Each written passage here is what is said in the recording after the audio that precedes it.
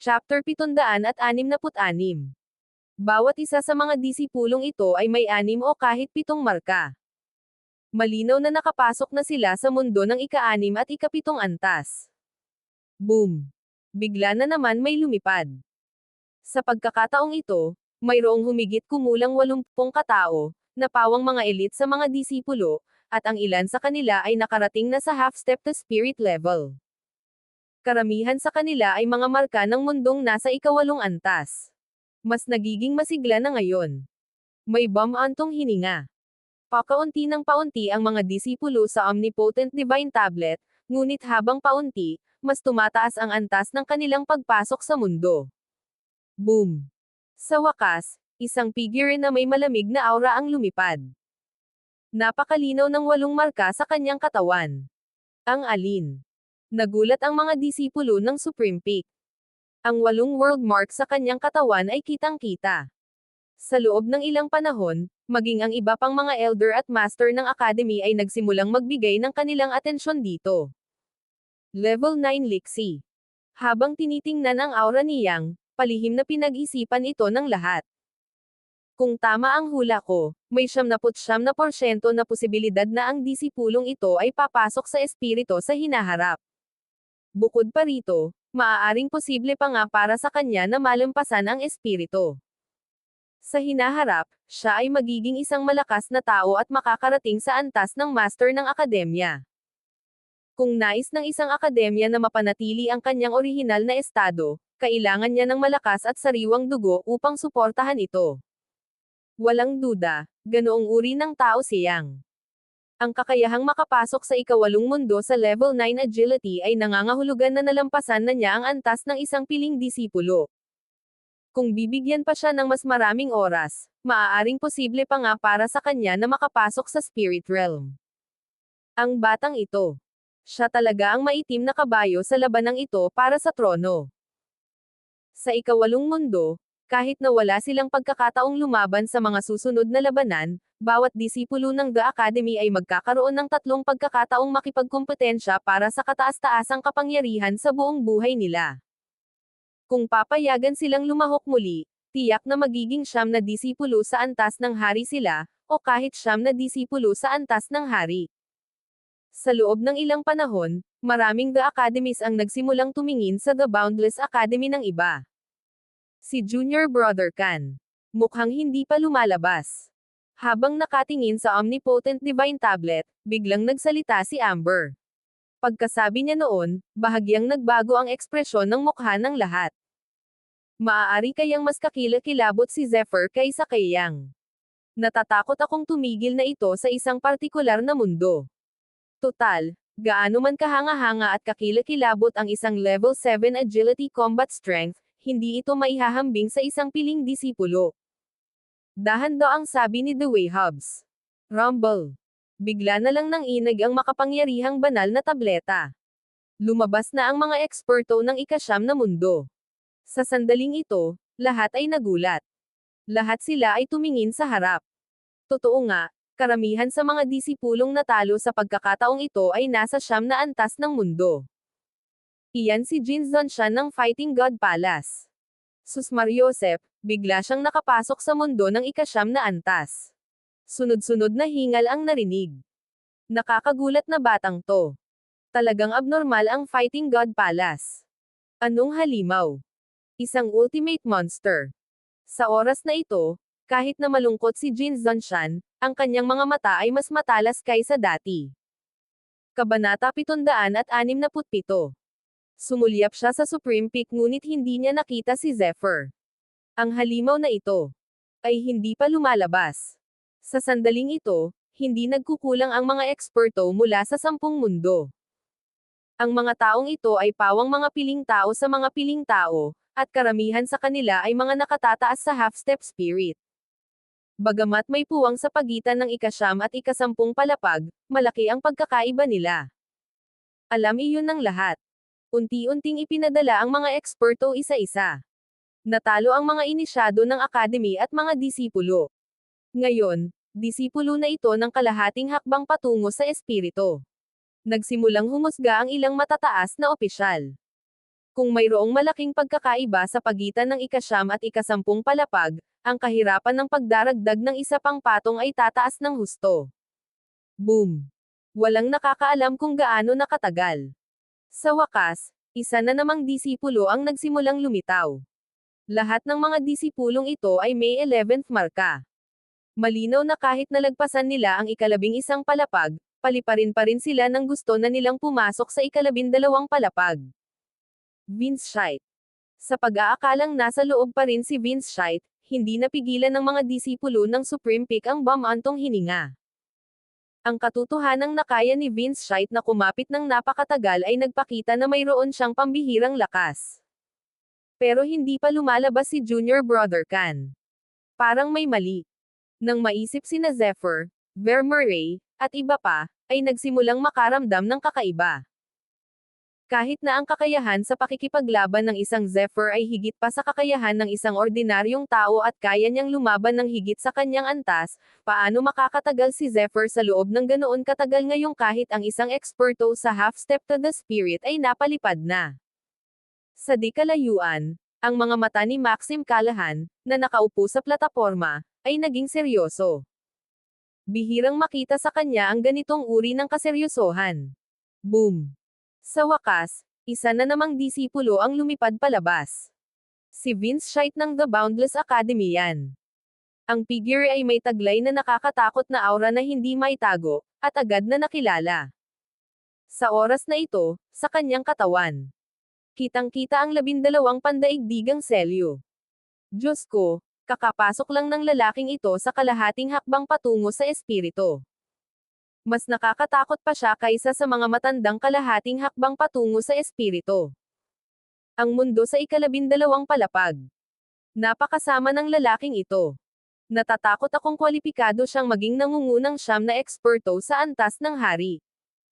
Siyempre, sa mga taong ito, ang Supreme Peak ang pinakanasasabit. Sa sandaling ito lang. Boom! Boom! Ilang nakakatakot na pagsabog ang umalangaw-ngaw. Ang isa pang eksperto ay lumitaw. Sa pagkakataong ito, ang iba pang mga akademya at mga disipulo ang lumabas, ngunit may mga disipulo sa likuran nila. Diyos ko! Sila iyan pala yan ng Oriental Peak. Tunay ngang isa siyang kahangahangang kagandahan. Nang makita ang mainit na mukha, hindi napigilan ng ilang disipulo ang bumantong hininga. At saka, mukhang si Fanfengel iyon mula sa Jalan Pure Land. Pareho silang nakamamanghang ganda.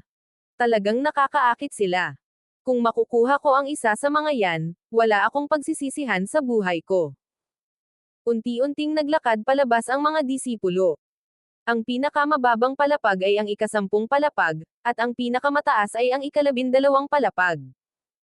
Isang sunod-sunod na henyong disipulo ang nagsimulang maalala ng lahat. Parang bumilis ang oras. Parami ng parami ang mga alagad na lumabas. Kabilang sa kanila, maraming mga kalahating hakbang patungo sa espiritu, na naging sikat sa loob ng maraming taon, at mga makapangyarihang disipulo na may pambihirang talento. Mayroon silang kakilakilabot na mga linya ng dugo ng sinaunang Draconi, pinakamataas na kakayahan, gwapo o magandang hitsura. Kabanata 768. Ha! Sa wakas, kinabukasan ng madaling araw. Isang mahabang ungol, parang ungol ng dragon at tigre, ang muling lumabas. Ang liwanag mula sa 13 world marks ay pumailang lang sa kalangitan. Pagkatapos, parang nagkaroon ng sunod-sunod na reaksyon, sunod-sunod na lumitaw ang mga figure mula sa Omnipotent Divine Tablet. Boom! Sa sumunod na sandali, isa na namang figure ang lumipad palabas. Ang ganda ng ika-14 na palapag. Habang nakatingin sa nakasisilaw na 14 na sinag ng liwanag, may muling sumigaw ng hindi makapaniwala. Iyan ang numero 1 disipulo ng Divine Body Sect. Yan Jiu, siya pa nga ang pumasok sa ika-14 na palapag. Sa oras na ito, kumupas ang liwanag. Sa loob ng ilang panahon, sapat na ito upang sumikat sa lahat ng direksyon. Habang nagbabanggaan ang liwanag, ang makapangyarihang liwanag ay bumuo ng isang napakalakas na poster at nagsimulang kumalat. Wala nang marami pang natitira. Muling lumitaw ang pananabik at kuryosidad ng lahat habang tinitingnan nila ang omnipotent divine tablet. Nakatitig sila ng mataman sa makapangyarihang banal na tableta na parang gusto nila itong batasan. Si Zephyr. Hindi pa lumalabas. Kumunat ang noo ni Dewey Hobbs.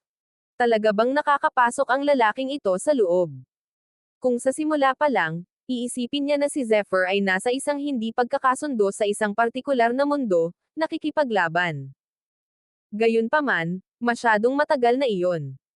Kahit na magkatampuhan sila sa iisang mundo ng ganito katagal, maaaring hindi sila magtagal. Total, ang pakikipaglaban sa iisang mundo ay kailangang kumonsumo ng tunay na enerhiya. Boom! Pagkatapos ay may isa pang pagsabog. Maya-maya pa, dahan daw ang sumulpot ang isang lalaki. Si Tian Guzi, ang munting emperador ng bundok Shuangkong.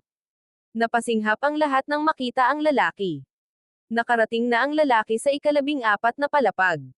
Mukhang malapit nang tumaas ang bundok Shuangkong. Mukhang masakit ang kanyang pakiramdam, pero may malakas na momentum sa kanyang katawan, lalo na ang 14 na kamangha-manghang world marks, na tila higit pa sa 14 na sinag ng liwanag, na mabilis na dumadaan sa kawalan. Sina Vince Scheidt ng Boundless Academy, Lei Yan, Fan Fengyi ng Jalan Pure Land, Yan Jiu mula sa Divine Body Sect, Tian Guzi mula sa Mount Shuangkong. Ang mga taong ito ang naging sentro ng atensyon ng lahat. Ang kasalukuyang mga resulta ay maaaring makita na lamang. Lahat ng mga nakarating sa top 10 ay naalala ng mga manunood. May mga 100 sa kanila, na napakalakas. Boom! Sa wakas, may isa pang pagsabog, at pagkatapos ay mabilis na lumabas ang isang bangkay. Siya ay isang matandang disipulo na lumahok sa Royal Battle. Naabot na niya ang ika-15 antas ng espiritu na may kalahating hakbang patungo sa spirit cultivation. Siya ang sentro ng atensyon. Pagkatapos, mabilis ding lumitaw ang iba pang mga disipulo. Ang mga taong ito ay pawang mga paboritong anak ng Diyos. Sila ay may walang hanggang kapangyarihan at hindi matatalo. Ang 15 marka sa kanyang katawan ay napakahalaga. Gayunpaman, habang parami ng parami ang mga henyo na lumilitaw, unti-unting nagbago ang kanilang mga ekspresyon. Napakaraming henyo sa kompetisyon ngayong taon. Malayong malayo na ito sa nakaraan. Mayroong mahigit 100 disipulo na kayang umabot sa ika-10 palapag, at mahigit 10 sa kanila ang kayang umabot sa ika-15 palapag. Sino pa ba ang nasa loob? Unti-unti, walang lumitaw ng matagal. Nakalabas na siya. Kung paanong ang lahat ay naghihintay ng may kahirapan. Bigla na lang, muling kumislap ang omnipotent divine tablet. Isa pang grupo ng mga figure ang lumitaw. Gayunpaman, habang kumukurap-kurap ang liwanag sa kanilang mga katawan, biglang nawalan ng malay ang lahat. Kabanata 769. 18 streak. Isang kabuoang 18 sinag ng liwanag ang lumitaw. Gayunpaman, ito ay sa oras na ito. Isang tila payat na figure ang lumabas din mula sa omnipotent divine tablet. Mukhang maislan at bata ang kabilang panig. Biglang naging mapurol at walang tigil ang buong larangan ng digmaan. Parang nagyelo kahit ang hangin. Ang lalaking ito ay may 15 puntos. May sumigaw sa kawalan ng paniniwala, at ang boses ay naging matalas pa. 15. Anong problema sa 15? Malinaw na hindi naintindihan ng isang disipulo at hindi mapigil ang sumigaw. Ang lalaking ito ay isang initiado ng academy. May sumigaw. Sa isang iglap, nagsimulang kumulo ang Royal Battlefield. Sabay-sabay na tumingin ang lahat sa batang disipulo. Sa sandaling ito, tila hindi pinansin ang lahat ng mga eksperto na may 18th world marks. Ang taong ito ay walang iba kundi si Zephyr. Sa sandaling ito, nakatayo siya roon ng may kalmadong mukha, na parang walang anumang pinsala sa omnipotent divine tablet. Gayunpaman, mayroong 15 maliwanag na ilaw sa kanyang katawan, at ang marka na kumakatawan sa ika-15 patong ng mundo ay dumadaloy dito. Kung si Zephyr ay isang propesyonal na disipulo, o sa halip, isang kalahating hakbang patungo sa espiritu, mayroon siyang 15 world seals. Sa pinakamarami, mapapalakas lamang niya ang mga talakayan at mga manunood. Gayunpaman, isa lamang siyang initiado ng Academy. Sobrang nakakaloka. Kahit ang mukha ng Academy Master at ni Yuanzi ay nagsimulang gumalaw ng bahagya. Sa oras na ito, nakatayo si Aurora Greenwood sa plataporma kung saan naroon ang mga disipulo. Ang nakaputi na si Aurora Greenwood ay malinaw na may bahid ng pagkamangha at pagiging komplikado sa kanyang magandang mukha. Sa kabila ng kanyang katayuan bilang isang disipulo, 11 world marks pa lamang ang kanyang naabot. Ang binata sa harap niya, na hindi niya pinansin noon, ay lumaki ng husto. Para bang sa paningin ni Aurora Greenwood, ang binata na hindi niya pinansin at iniwan pa nga niya ay lumaki na sa antas na hinahangaan niya. Well, namumula ang mukha ni Tian Guzi habang kumikislap ang kanyang mga mata. Walang nakakaalam kung ano ang iniisip niya. Sa oras na ito, maraming disipulo ang nagsimulang tumingin kay Zephyr ng may iba't ibang ekspresyon. Hindi lamang ang mga disipulo, kundi pati na rin ang mga master at elder ng akademya ng The Academy ay nagsimulang makaramdam ng pagkagulat. Kung si Zephyr na nasa harap niya ay nakarating sa 15 palapag noong siya ay isang direktang disipulo, isa na lamang siyang henyo na bihirang makita sa loob ng 100 taon. Sa hinaharap, natural na siya ang magiging kampyon ng The Academy. Gayunpaman, ang cultivation ng isang Zephyr ay nasa agility lamang, at siya ay nasa Academy Initiate level lamang. Mayroong malaking agwat sa pagitan niya at ng isang half-step patungo sa Spirit Disciple. Ang halaga ni Zephyr Khan ay sapat na upang agad na mapatay ang maraming mahuhusay na martial artist, at napansin ito maging ng mga sect masters. Junior Brother Khan, nakarating ka na pala sa 15 palapag. Nanlaki ang mga mata ni Amber at ng iba pa na parang nakatingin sa isang halimaw. Halos lahat ay napanganga. Ito ay simpleng hindi kapanipaniwala. Kahit ang mga taong tulad ni Vince Scheidt, na nakarating na sa half-step spirit realm, ay hindi maiwasang mapabuntong hininga ng palihim. Ang mga initiate ng Academy ang pinakanasasabit. Sa pagkakataong ito, nakamit na ni Zephyr ang maraming karangalan para sa Academy Initiate. Sa pang-araw-araw na buhay, ang mga inisyado ng akademya ay pinigilan ng mga pro-disciple. Bagamat hindi nila ito ipinakita, nagrereklamo pa rin sila sa kanilang mga puso.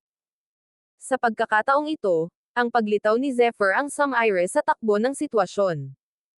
Anong problema sa pagsisimula ng academy? Kung tungkol naman kay Zephyr, kaya pa rin niyang malampasan ang pagiging isang propesyonal na disipulo o kahit ang pagiging isang half-step to spirit. Kabanata 770. Si Dongfang Xiao, na medyo natatakot kay Zephyr, ay hindi mapigil ang manginig sa oras na ito. Sumusumpa siya na ang pinakamalaking pagkakamali sa kanyang buhay ay ang hamanin si Zephyr. Sa pag-iisip ng kakilabutan sa kanyang kalaban, naramdaman pa niya na nanginginig ang kanyang kaluluwa. Bilang isang disipulo ng isang half-step spirit, halos kakapasok pa lang niya sa 10 antas ng mundo, kaya natural lang na kwalipikado na siyang magpatuloy sa pakikipaglaban. Sa oras na ito, nananalangin din siya sa kanyang puso na sana ay hindi niya makaharap si Zephyr sa mga susunod na labanan. Hindi inaasahan na ang batang ito ay umabot na sa ganitong antas. Habang nakatingin kay Zephyr, maging ang mukha ng Mansion Master ay bahagyang nagbago. Minalaki niya ng husto si Zephyr, pero hindi niya inaasahan na aabot ito sa 15 antas. Isa lang siyang halimaw. Gayunpaman, sa ngayon, ito lang ang kaya niyang maabot. Naniniwala ako na sa susunod na sumali siya sa kompetisyon, magiging emperador na siya. Kahit gaano pa kalaki ang pagtingin at paghanga ng Earth Devil Mansion Master kay Zephyr, hindi niya mababago ang paniniwala na si Zephyr ay nasa agility lamang. Kumpara sa mga propesyonal na disipulo, si Zephyr, maaaring kayanin nilang makipaglaban sa kanila. Gayunpaman, imposibleng-imposible para sa kanila na labanan ang isang half-step spirit. Ang disipulong ito ay dapat na maayos. Palihim na nagdesisyon ang mga master ng Academy ng The Boundless Academy at mahigit kalahati ng mga elder at matataas na opisyal. Kung hindi maaalis ang taong ito, tiyak na magiging banta siya sa hinaharap. Maraming iba pang mga master at elder ng akademya ang may ganitong mga iniisip. Nang lumitaw ang lahat ng mga disipulo mula sa makapangyarihang banal na tableta. Umalangaw din ang boses ng Master of Earth Devil Mansion. Sige. Gaya ng sinabi ko, ang mga disipulo na nasa ibaba ng ikasampung palapag ay hindi kwalipikadong lumahok. Ang mga nasa itaas ng ikasampung palapag ay hindi kwalipikadong lumahok. Magkikita tayong muli sa investiture stage makalipas ang 2 araw. Hehe, huwag mong isipin na makakapagpahinga ka ng mahinahon dahil lang sa dumaan ka sa Omnipotent Divine Tablet, hehe. Sa sumunod na panahon, nagsimulang maghanda ang lahat ng maayos, ngunit medyo kinakabahan sila. Sa loob ng 2 araw na ito, lahat ng mga makakapagpatuloy sa pagsali sa kompetisyon ay nagsimulang samantalahin ang pagkakataong ito upang maglinang. Mabilis na lumipas ang 2 araw.